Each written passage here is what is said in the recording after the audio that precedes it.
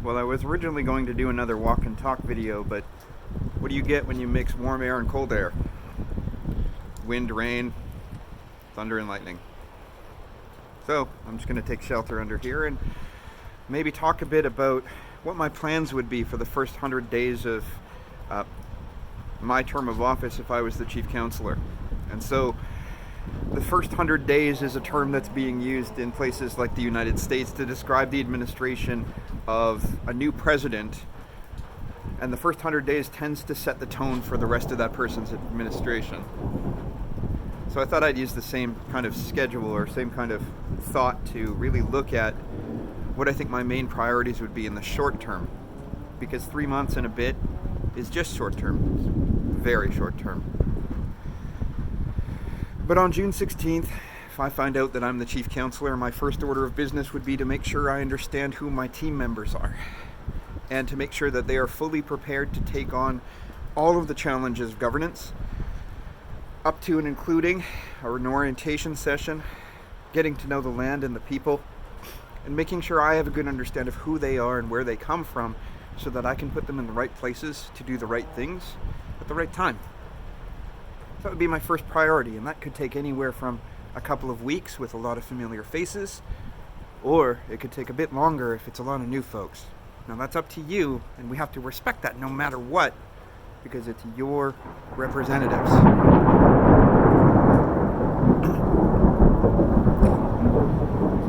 And the people get their way.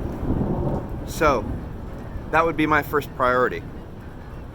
My second priority, I think, would be making sure that we are in a good position to find a good executive director. Someone who will not only do everything we require, but have the foresight, skills, expertise, and compassion to make sure that we're navigating the landscape well. Someone who can not only understand what it is we're trying to do, but why we're trying to do it, and for whom we're trying to do it for, but also someone who can understand any obstacles that may be coming up in the near future or in the far future. Someone who thinks strategically. And we've gone through a lot of executive directors. The number one employee of council has changed at least 5 or 6 times, depending on how you count it, in the 10 years that I've been involved. And while it's not a bad assumption to make that you're probably going to lose a top-level executive or administrative person every 5 or 6 years, even if that were the case, we'd only gone through maybe 1 or 2 if things had gone differently. Now, we can't change the past, but we can make sure that we don't repeat the mistakes that have been made. And I think one of the mistakes that have been made isn't necessarily in how executive directors have been treated, although there are some incidences where that is the case. But I don't really want to go into it in a 5-minute video. But we can do better to find the right people.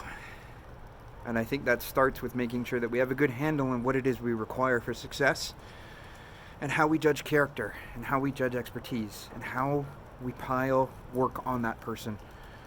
The executive director has long been the focal point for many, many people's scrutiny. And I think a lot of that scrutiny is misplaced.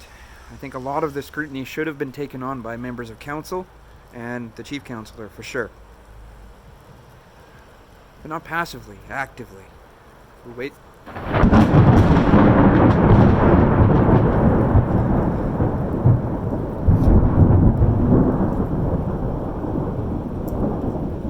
It was perhaps not wise to have my lunch down at the beach.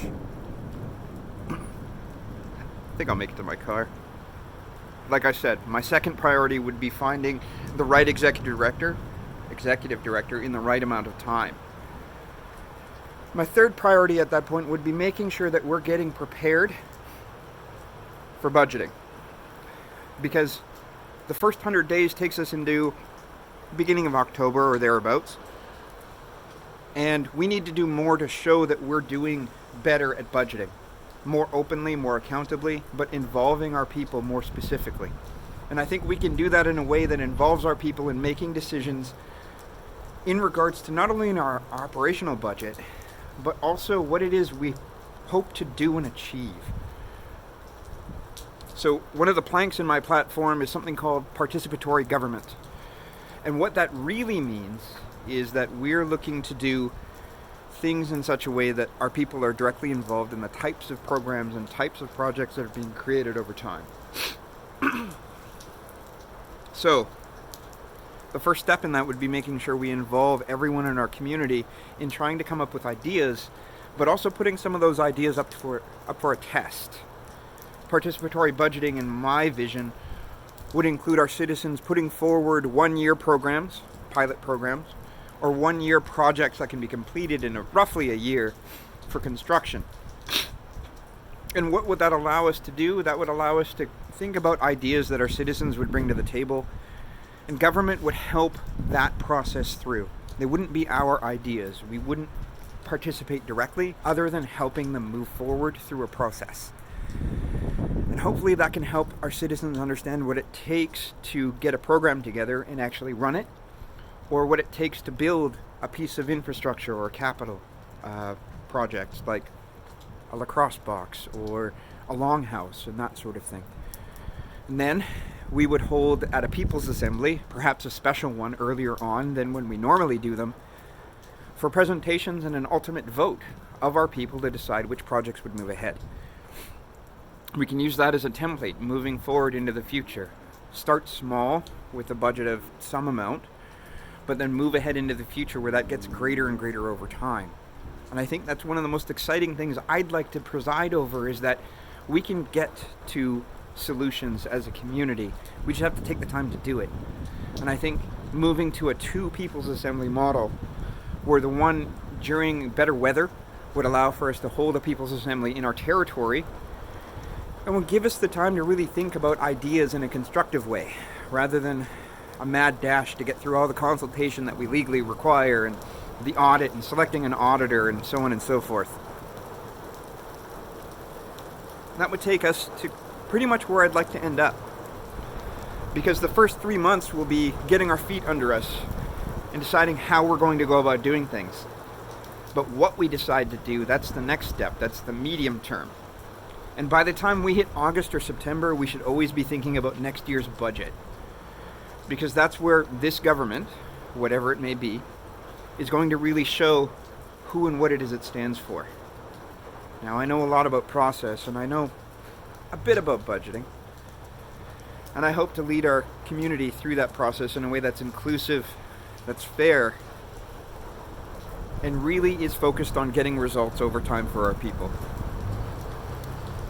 So I'll think more about the budget and talk more about that later. But I have to make a mad dash to my car at some point before it gets struck by lightning, or me, or this structure. But I'd like to thank you for watching this walk and talk, even though I'm not doing much walking. But I may do some running. Have a good one. Thank you for watching. Chew.